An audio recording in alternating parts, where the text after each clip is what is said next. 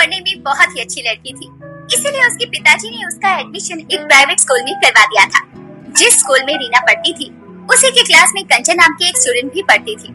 रीना बहुत ही ज्यादा काली थी, जिसकी वजह से वो उसका मजाक उड़ाती रहती।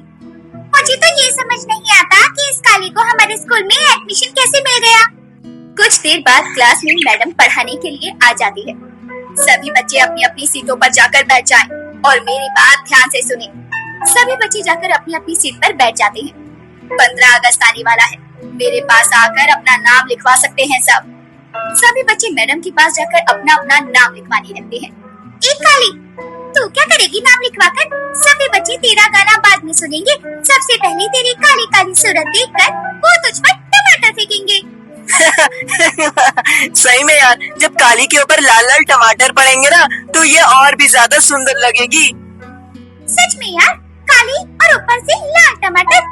तुम सब ऐसा क्यों बोल रहे हो? मैं काली हूँ तो क्या हुआ? मुझे भी फंक्शन में भाग लेना है, मुझे भी गाना गाना है।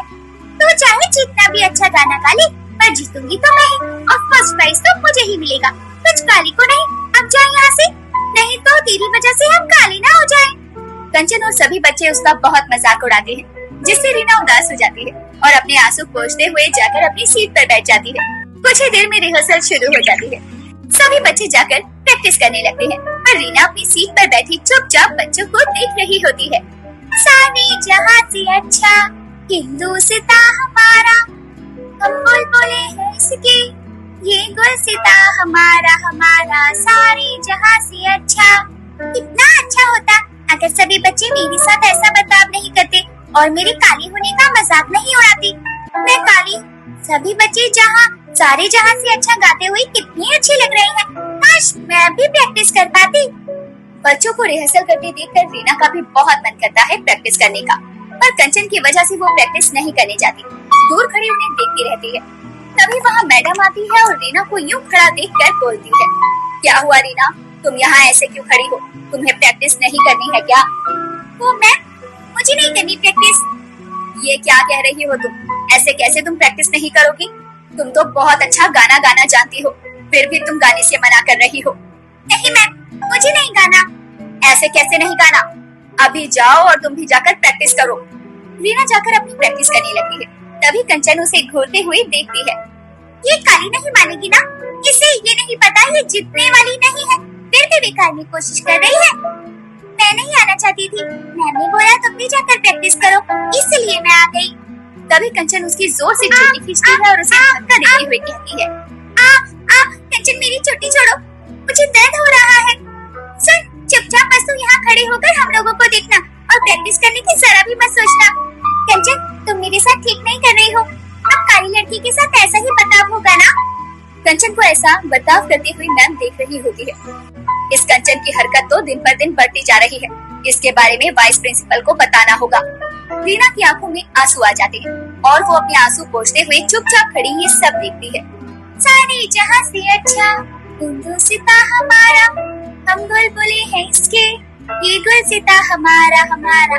कंचन, ठीक से गाओ, तुम्हारा सुर ठीक से नहीं लग रहा है। मैम, कंचन फिर से गाना शुरू करती है। मैम उसे फिर से आकर टोकती है, कंचन ऐसे नहीं, गाना सुर में गाओ। मैम कंचन को बार बार आकर समझा रही थी, लेकिन कंचन फिर भी बेसुर लगा रही थी। तभी मैम दूर खड़ी हुई रीना को देखती है। अरे रीना, तुम यहाँ दूर क्यों खड़ी हो? इधर आओ। रीना मैम के पास जाती है। रीना, अब तुम सारे जहां से अच्छा गाकर सुनाओ। रीना हिचकिचाते हुए सारे जहां से अच्छा गाना शुरू करती है।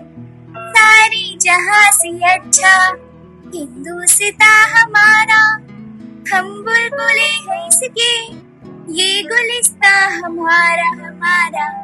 शाबाश रीना, तुमने तो बहुत अच्छा गाया है, अब ऐसे ही सब बच्चों को गाकर सिखाओ। रीना शर्माती हुई सभी बच्चों को गाना सिखाती है, पर कंचन मन ही मन उसे देखकर जल रही होती है। इस काली की वजह से मैम ने मुझे कितना कुछ सुना दिया। अगर ये स्कूल में आई ही नहीं होती तो मैम मुझे नहीं सुनाती। इसका कुछ तो करना होगा। और प्रैक्टिस खत्म होने के बाद, कंचन, आज प्रैक्टिस करने में कितना मजा आया ना? तुझे मजा आया होगा, हमें तो नहीं आया। तू वहाँ जो थी, तुझ जैसी काली लड़की को देखकर किसका गाने का मन होगा? तुम सब लोग मुझे हर समय काली क्यों बुलाते हो?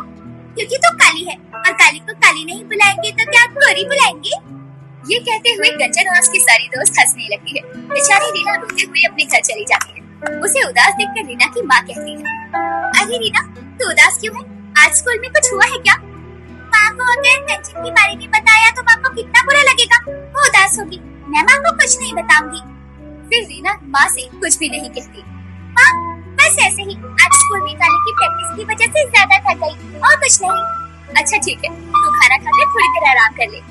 रीना खाना खाने के बाद अपने कमरे में आराम करने चली जाती है। कुछ देर आराम करने के बाद वो गाने की प्रैक्टिस करने लगती है और 15 अगस्त के दिन सभी बच्चे आए हुए थे। वो सभी अपना अपना प्रोग्राम दिखाते हैं और फिर कंचन की बारी आती है। वो इतना गंदा गाना गाती है कि सभी बच्चे उसे देखकर हंसने लगते हैं। कुछ देर बाद ही गाना गाने की बारी रीना की आती है। सारे जहां से अच्छा हिंदुस्तां हमारा, हम बुलबुलें हैं इसकी, ये गुलिस्तां हमारा हमारा।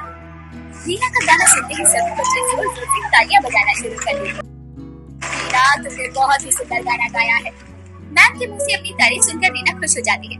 तभी कंचन वहाँ आ जाती है। देख, नाम तो तूने लिखवा लिया था, पर ये याद रखना, जीतूंगी तो मैं ही और फर्स्ट प्राइज भी मुझे ही मिलेगा, कुछ काली को नहीं। सभी लोगों को मेरा गाया हुआ गाना पसंद आया है। मैम ने भी मेरी तारीफ की है और उन्होंने कहा है कि फर्स्ट भी मैं ही आऊंगी। तो फर्स्ट जरूर आएगी, पर विनर तो मैं ही बनूंगी। और स्कूल के टीचर मेरी हर बात को मानते हैं, क्योंकि मेरे पापा स्कूल के वाइस प्रिंसिपल जो है, इसीलिए विनर तो मैं ही बनूंगी। अगर तुम्हारे पापा वाइस प्रिंसिपल है, तो इसका मतलब ये तो नहीं कि वो हारने वाले को विनर बना देंगे। जो जीतेगा विनर तो वही बनेगा। तो फर्स्ट बेशक आ गई हो, पर देखना, विनर तो मुझे ही बनाया जाएगा और फर्स्ट प्राइज भी मुझे ही मिलेगा। प्राइज देने के लिए सभी बच्चों का नाम पुकारा जाता है और उन्हें स्टेज पर बुलाया जाता है। कीर्ति, तुम्हें थर्ड प्राइज दिया जाता है और सुहाना, तुम्हें सेकंड प्राइज मिला है। अब बारी आती है आज के विनर की, जिसने यहाँ बैठे सभी लोगों के दिलों में अपनी जगह बनाई है, और वो नाम है रीना। सभी बच्चे और रीना स्टेज पर जाकर अपना प्राइज लेने पहुँचते हैं। रीना, तुमने बहुत ही सुंदर गाया और इसी तरह खूब मेहनत करना, और ये रहा तुम्हारा prize. Thank you ma'am. Reena prize लेकर बहुत खुश होती है और जब वो आ रही होती है तभी वहाँ कंचन आ जाती है। काली, तूने मेरे साथ अच्छा नहीं किया, देख मैं तेरे साथ क्या करती हूँ। कंचन रीना के मुंह पर काला रंग लगाने जा रही होती है, तभी वहाँ कंचन के पिताजी आ जाते हैं। कंचन, तुम ये क्या कर रही हो? पिताजी, आप?